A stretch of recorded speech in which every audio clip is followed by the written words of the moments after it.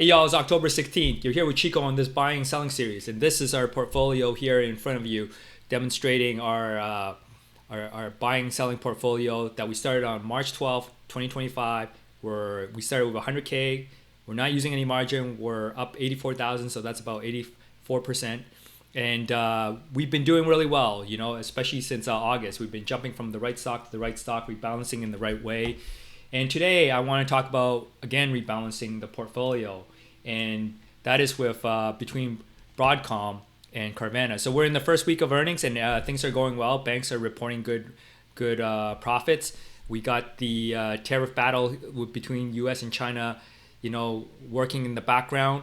And then today TSMC reported really good earnings, and that AI is really driving their growth. TSMC fabricates chip mainly in China, Taiwan, for a lot of chip companies, but not just only there. They have factories elsewhere too.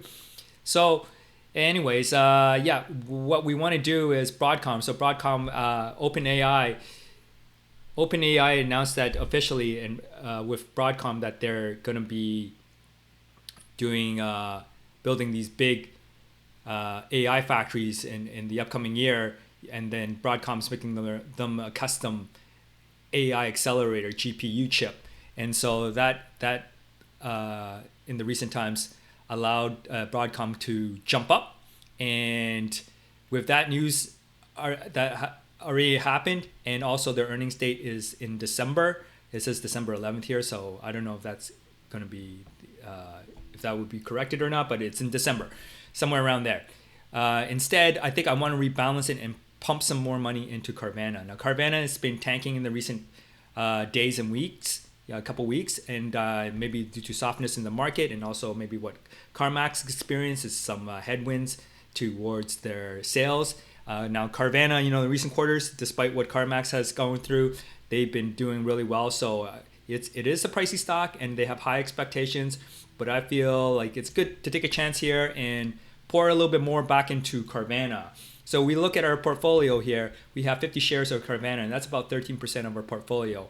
And Broadcom is 100 shares, about 25% of our portfolio, 24.38 to be exact. And so I'm going to sell off half of that, 50 shares, and put it back into Carvana. And hopefully then Carvana will report earnings, and or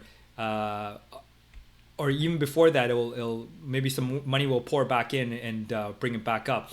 It's hard to say, because I guess people do have doubts about the economic conditions, and they think eventually maybe it'll catch up with Carvana, or maybe even in addition to that, maybe also the short sellers are back and trying to pile in to bring down the or hoping that'll fall off a cliff here.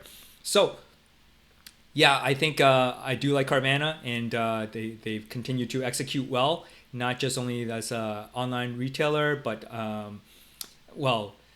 not just selling the cars, but they do well at reconditioning and repairing the cars if they do need reconditioning and repairs, and getting them back out in the market and making good money off that. That's kind of like one thing that is a highlight for Carvana as a used car retailer.